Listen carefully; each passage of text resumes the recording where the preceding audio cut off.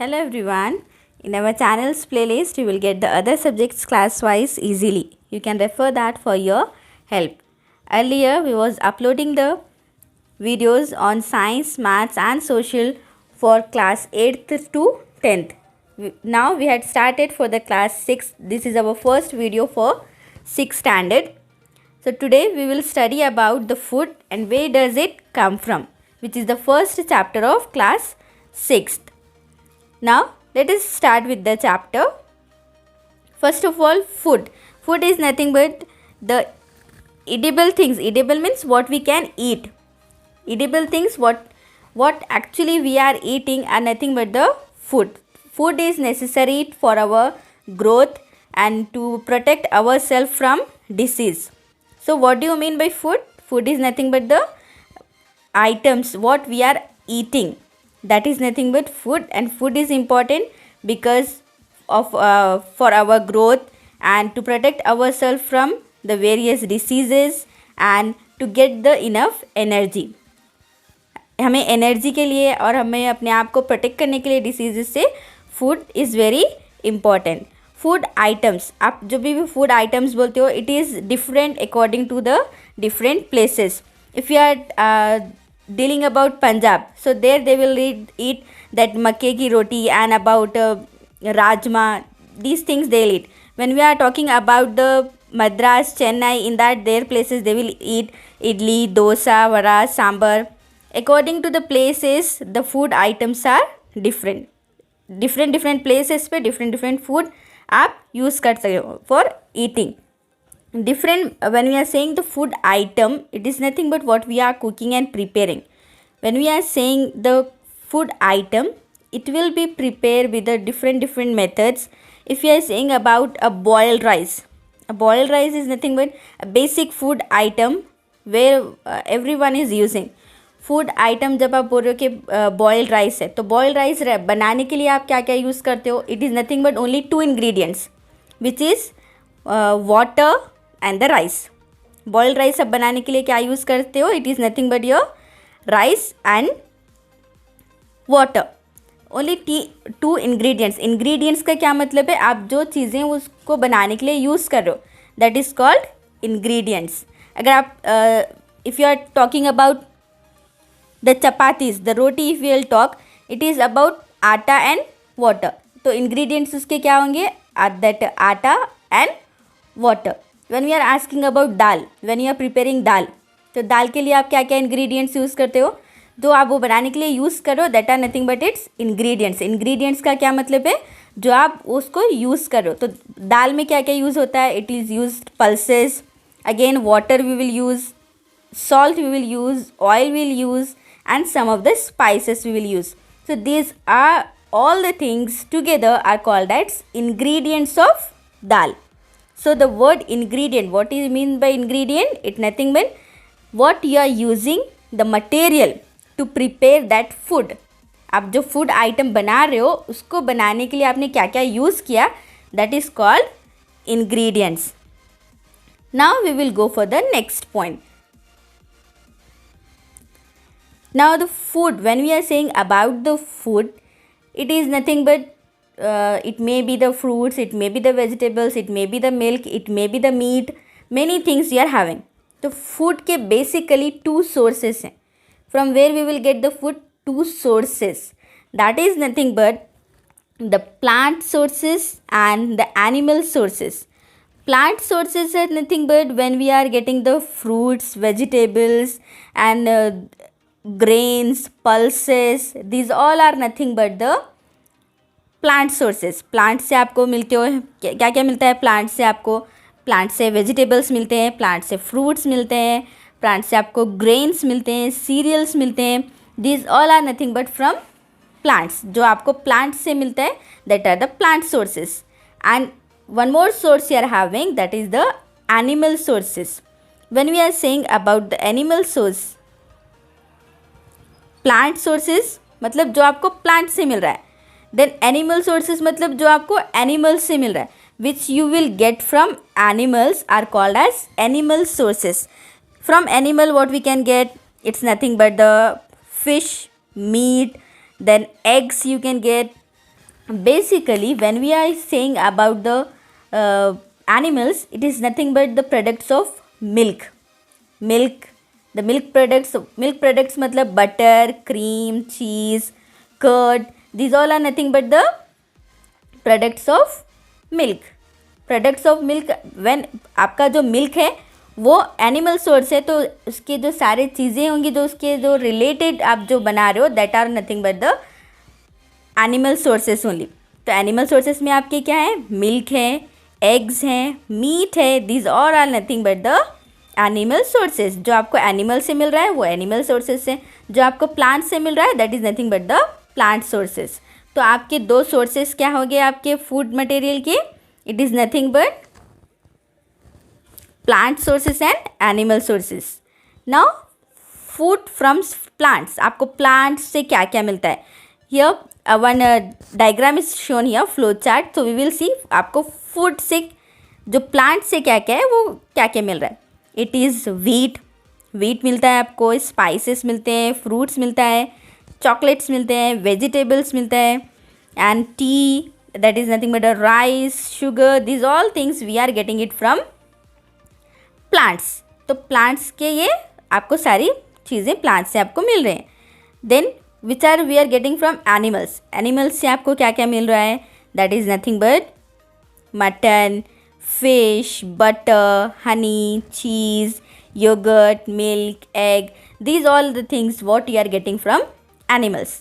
तो आपको एनिमल से भी मिल रहे हैं एंड प्लांट से भी मिल रहे.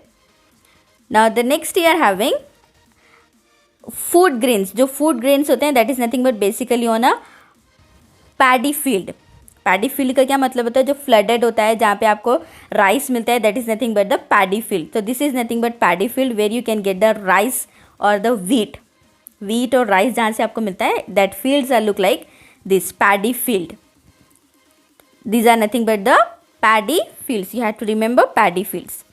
Now which are the plants parts, आपके जो plants के जो parts होते हैं, which parts we are using as the food. तो पहले आपको पता होना चाहिए कि plants के जो part हैं वो क्या क्या हैं. then we will say कि कौन से part आप edible हैं. edible मतलब जो आप खा सकते हो. so let us see which are the different parts of plants. तो plants के क्या क्या parts होते हैं, it will have the flower, it will have fruit, stem, leaves, it will have bud, it will have node, internode, then root, it will have that primary root and the secondary root. These are the different parts of a plant. ये parts हैं plant के. Now we will see what the things we are eating. plants के आप कौन कौन से part खा सकते हो, which is nothing but basically सबसे important जो चीज़ है that is nothing but the fruits. जो आपके प्लांट से आपको मिलते हैं, सबसे ज़्यादा हम जो खाते हैं that is nothing but the fruits and leaves. So let us see here when we are saying fruits and leaves, it's nothing but in some of the plants like pumpkin we'll use for flowers also. Its flowers dipped in a rice paste is amazing to taste. And some plants will have 2 or more edible parts. जो कुछ plants ऐसे भी रहते हैं जिसका आप एक से ज़्यादा पार्ट्स खाते हो. This is nothing but the mustard plant. अगर आप मस्टर्ड प्लांट देखोगे तो आप मस्टर्ड प्लांट का जो ऑयल रहता है, जो सीड्स से मिलता है आपको, वो आप ऑयल भी खाते हो. And we will use leaves also. तो उसके लीव्स वेजिटेबल की तरह यूज़ होता है और उसका जो सीड्स रहता है वो ऑयल में यूज़ होता है. तो मतलब ये है कि जो सम प्लांट्स हैं जिसके आप more than 1 part we use to eat. जैसे कि स्पैनिच है तो आप उसके लीव्स यूज़ करते हो. In plants many of the things we are eating. Sometimes we use to reach the stem, sometimes we eat the root like this, but most of the times we used to eat the fruits and leaves. The next point in this chapter you are having about the sprouted seeds. Now we will see what do you mean with the sprouted seed. Sprouted seed के क्या मतलब है. If suppose you are having मूंग दाल और the चना दाल, अगर आपके पास मूंग दाल and चना दाल है, so what we can do, we can wash that and we can fill some water in that quantity of water in that seeds and we can keep for 1 day. Next day drain all the water. and after draining the seeds, wrap it with a wet cloth. After 1 day what you can see, आपके जो sprout जो आपने चना और मूंग रखा था उसमें white substance होगा. That white what it is moving grown part, that white structure grown is nothing but the sprouted seeds. तो what do you mean by sprouted seeds? जब अगर आप वाटर में उसको भिगो के उसको रखते हो तो after some times it will give the white substance. वो जो आपके सीड्स होते हैं उसमें से वाइट सब्सटेंस निकलता है स्ट्रक्चर लाइक. तो वो जो स्ट्रक्चर होता है that is nothing but the sprouted seed. तो आपके जो स्प्राउटेड सीड्स होते हैं it gives more energy. Sprouted seeds में मोर एनर्जी होती है कंपेयर टू ऑर्डिनरी सीड्स.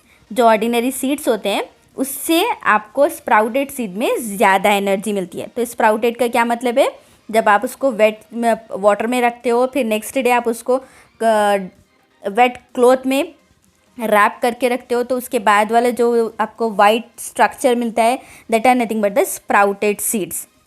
और स्प्राउटेड सीड में क्या होता है, it has more energy. Sprouted seeds has the more energy.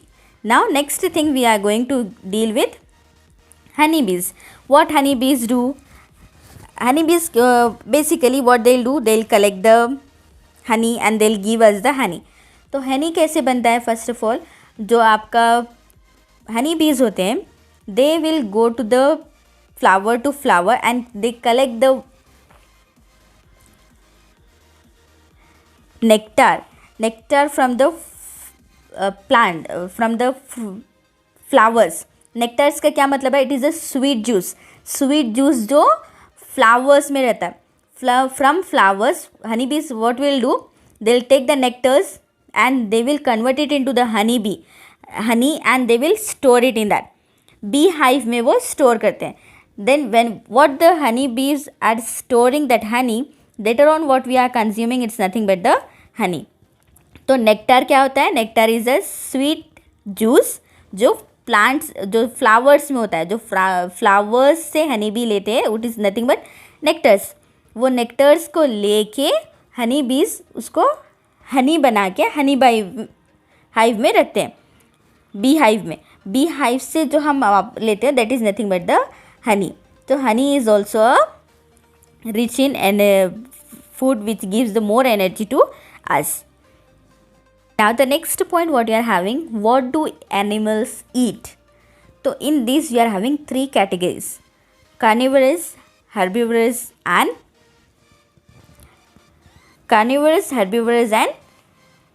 omnivorous. So let us see one by one what these all are. Carnivorous का मतलब क्या होता है, animals which will eat only the other animals. They are not eating to the plants. They will not eat the plants at all. So what the animals will do, they eat some other animals. So that animals are called as carnivorous. तो carnivorous का क्या मतलब है, जो दूसरे animals को खाते हैं जो plants को नहीं खाते.